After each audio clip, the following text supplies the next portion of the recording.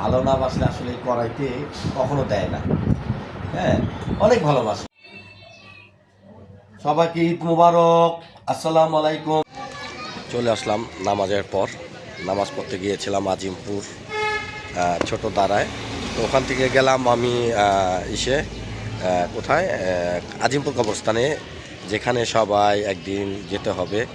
আজিমপুর কবরস্থান থেকে এসে আপনাদের সামনে হাজির হইলাম। তারপর একটু বাসায় যাব, বাসায় কি লাঞ্চ করতে হবে। মাল্টিব্লক রিমো অনেক অসুস্থ, যার কারণে এখন বাসায় যেয়ে তারপর খাওয়া দাওয়া করবো। কি রান্না করছে আপনাদের সামনে তুলে ধরবো, আপনারা দেখবেন, ভিডিওটা দেখতে থাকবেন। নামাজের পর চলে আসলাম বাসায়। আমার ওয়াইফ রান্না বাড়ি করে দিচ্ছে। তো আসলে আমাদের জন্য অনেক কষ্ট করছে।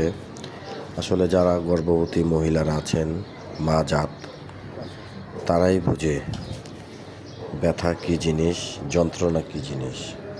তো অনেক কষ্ট করেই আমার জন্য রান্না বান্না করলো। তো করার পর আমাকে বলতেছে যে তুমি এত দেরি করলা কেন? তো আমি বললাম যে আজিমপুর নামাজ পড়ে আমি একটু চলে গেছিলাম আজিমপুর কবরস্থানে। ওখান থেকে আস্তে আস্তে আমার দেরি হয়ে গেছে। তো ওখান থেকে দেরি হয়ে গেছে আস্তে আস্তে করে আমার সাথে। আজকে আমার ওয়াইফে সকাল থেকেই কষ্ট করতেছে। এই শরীর অসুস্থ নিয়ে যে ও রান্না বান্না করতেছে, এটাই আল্লাহর কাছে লাখ লাখ শুকরিয়া। কারণ আসলে এই শরীর নিয়ে করা খুব কষ্ট, তাই না?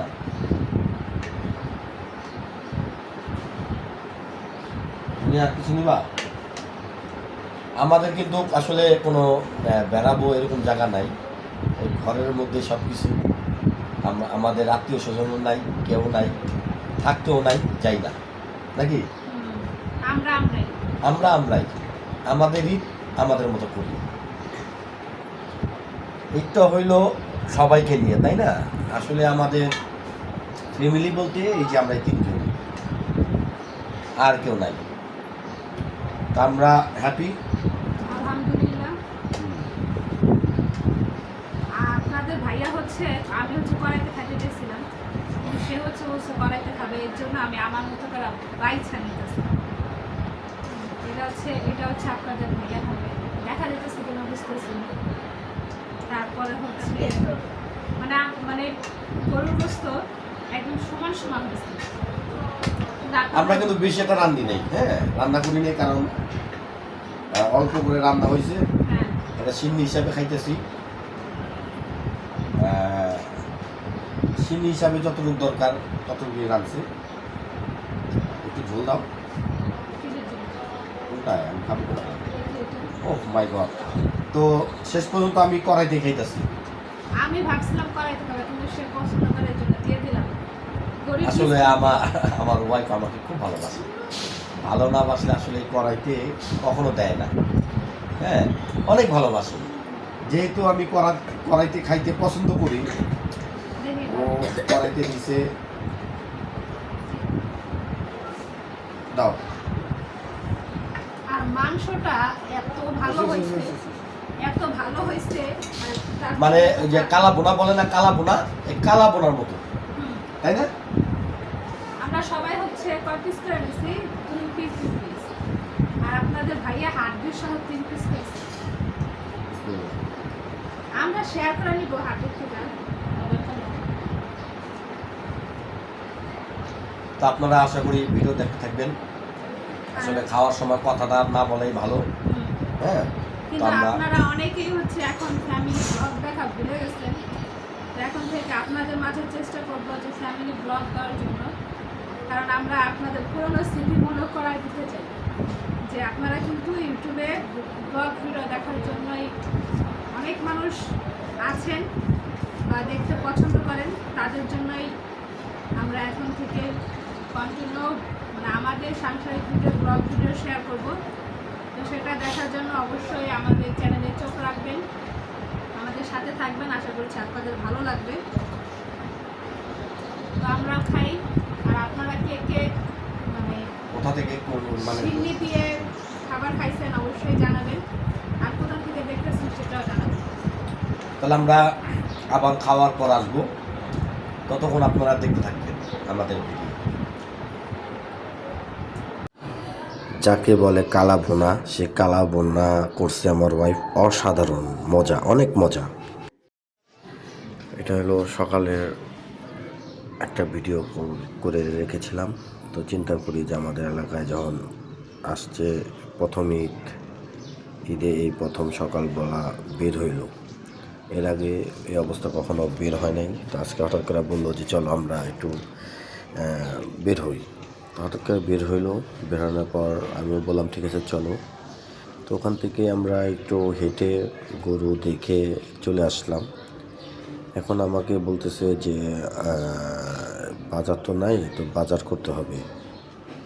তো বাজারে যে দেখলাম যে অবস্থা, তারপর আমি বাজারে রওনা হইলাম। একটা দোকানও খোলা নেই, সব মানুষজন যার যার গন্তব্যস্থানে চলে গেছেন, দেশের বাড়িতে চলে গেছেন, রাস্তা ফাঁকা।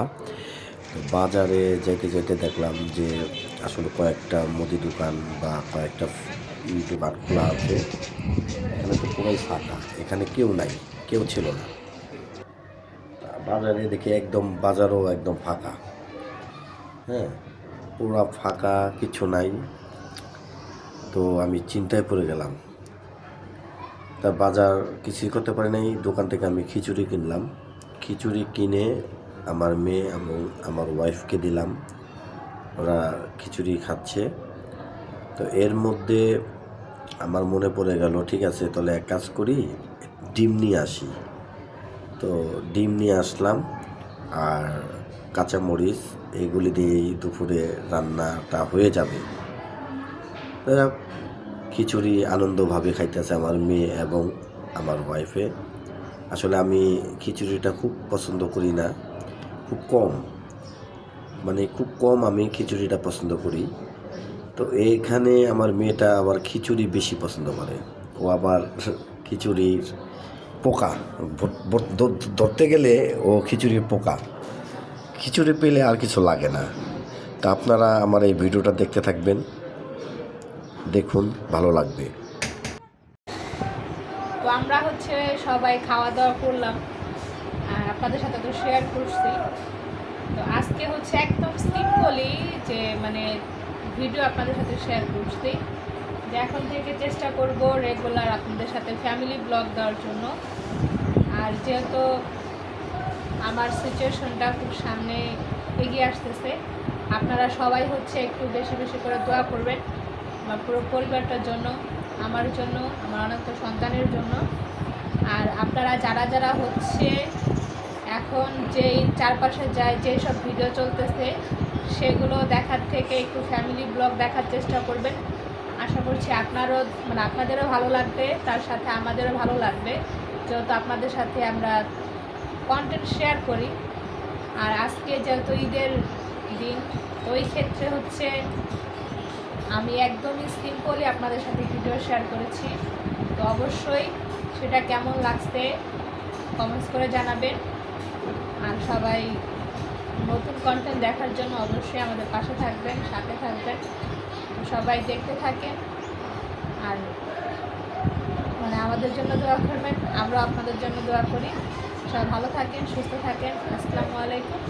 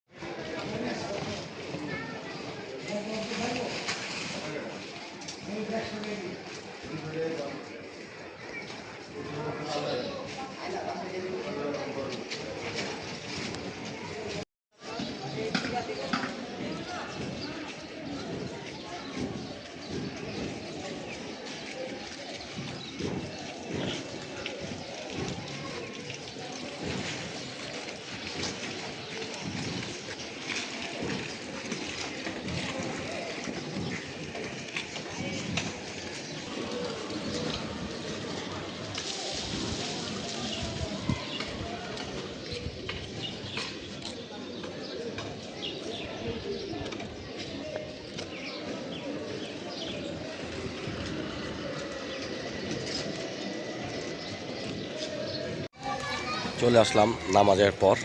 নামাজ পড়তে গিয়েছিলাম আজিমপুর ছোট দাঁড়ায়। তো ওখান থেকে গেলাম আমি কোথায় আজিমপুর কবরস্থানে, যেখানে সবাই একদিন যেতে হবে। আজিমপুর কবরস্থান থেকে এসে আপনাদের সামনে হাজির হইলাম।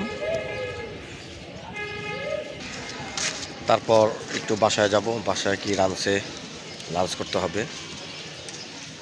মাল্টিব্লক রিমো অনেক অসুস্থ, যার কারণে এখন বাসায় যেয়ে তারপর খাওয়া দাওয়া করব। কি রান্না করছে আপনাদের সামনে তুলে ধরবো, আপনারা দেখবেন, ভিডিওটা দেখতে থাকবেন।